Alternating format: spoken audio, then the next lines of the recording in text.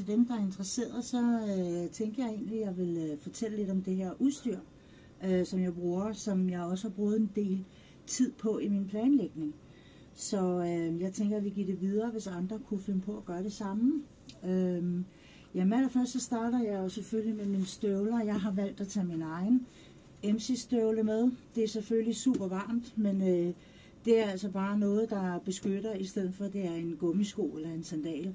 Der er rigtig mange sten og diverse, der ryger op på fødderne, og i tilfælde af, at man vælter, det kan være et harmløst skrid, så er det oftest fødderne, at det slemmest går ud over.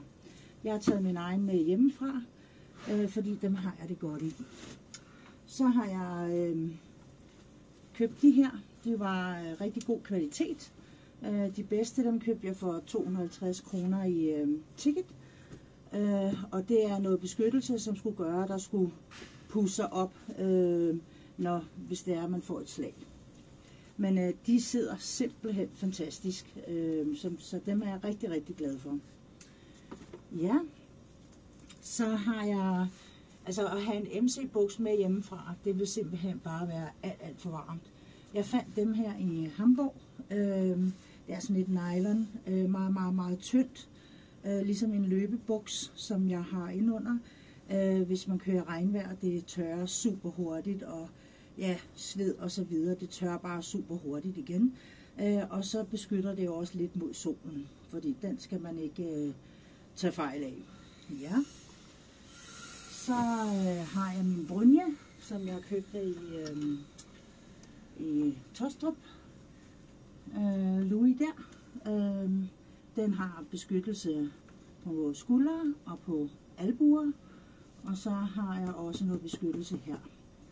Så har jeg noget beskyttelse foran, som jeg kan putte i. Det er mest, hvis man kører motocross. Den har jeg helt inde til, hvor mit skin er, og så har jeg en t-shirt udover. Den er rigtig komfortabel. Det er selvfølgelig varmt, det kommer man ikke udenom, men det er trods alt koldere end en MC-jakke. Så regner det jo her i Vietnam, og det gør det lige pludselig.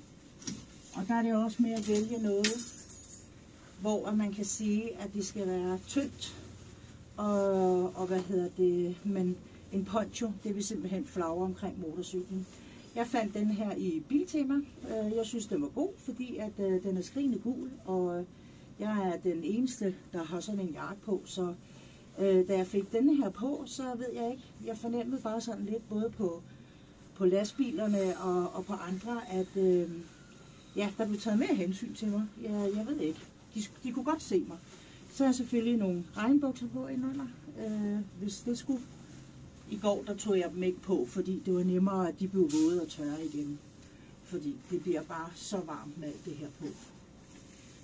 Ja, så har jeg sådan nogle her kort fingerhandsker med noget beskyttelse på. Jeg har også rigtige handsker med, men her der kan jeg styre min mobil undervejs, når det er, jeg lige skal se på kortet, hvor langt jeg er nået.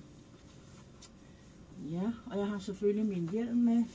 Ticket anbefalede mig at tage min egen hjelm med, fordi den sidder bare bedre end dem, man kan leje eller købe hernede. Jeg har ikke brug for en ekstra hjelm, så jeg tog min egen med, og det er jeg rigtig glad for. Det tog jeg i en kuffert, og den kuffert har jeg jo selvfølgelig ikke bagpå, men Ticket sørger for at aflevere min kuffert i Da Nang, når jeg når målet der. Ja. Så har jeg så købt sådan en handlebar taske, og heri der har jeg powerbank, så jeg både kan oplade min GPS og min mobil. Jeg har kædespray, elektrolytter, hver gang man får noget vand, så det husker at putte dem i, men det hydrerer lynhurtigt, og når man kører en time eller mere på motorcykel og ikke drikker i den her hede, så dehydrerer man lynhurtigt. Jeg har købt en ekstra mobil af Ticket, den kostede 560 kroner. Der har de så puttet alle ruterne ind på, nødnumre og gode tips til, hvor man kan overnatte og tankstationer osv. Den er super god. Og for 560 kroner, så synes jeg sgu, det var meget godt givet ud. Så har jeg min egen mobil. Den her, den skruer jeg fast. Så har jeg min egen mobil, jeg kan tage op af handlebar, hvis der lige pludselig er noget, jeg godt vil tage billeder af, i stedet for at jeg skal skrue den her af hver gang. Så det er skide smart. Jeg har et fysisk map. Et kort over Vietnam. Hvis alt andet svigter, så er det godt at have noget fysisk. Ja, så har jeg min lovtaske, som sidder her, hvor jeg har mine dokumenter. Og jeg kan lige fortælle jer, hvad det er for nogle dokumenter, som jeg skal vise politiet, hvis det er, jeg bliver stoppet.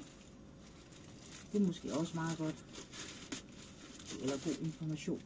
Ja, jeg har selvfølgelig mit pas, og så har jeg mit internationale kørekort. Det kan man få lavet på borgerservice for 30 kroner. Det viser, at jeg har kørekort i mit eget land. Jeg skal selvfølgelig også vise mit originale kørekort. Det har jeg i min på. Den behøver jeg ikke at se. Og så har jeg her en kontrakt på min motorcykel. Og så har jeg også her noget, der ligner et registreringskort til motorcyklen, som jeg skal vise, for ligesom at den her motorcykel, den er ikke stjålet. Den er min for nu. Business card. Politiet kan ringe til, hvis de vil noget, og en spærrekey. Så det var lidt for det. Jeg vil også lige fortælle, at noget af det medicin, jeg er med, er selvfølgelig personlig medicin med, men fra Thailand, der fik jeg nogle rigtig gode nogen mod kvalme. Hvis det var, at jeg skulle blive syg, det er jeg ikke blevet endnu. Jeg satser på, at jeg nok bliver det på et tidspunkt, men indtil videre, så går det fint. Og så mod Imodium, det ved vi godt alle sammen, hvad er for. Og så de her Lacto Travel, som jeg tog 5 dage før afgang, og tager 2 om dagen, som simpelthen beskytter min mave for de her nye bakterier og ja, en anden flora, som er her. Ja, så det var lige lidt om det.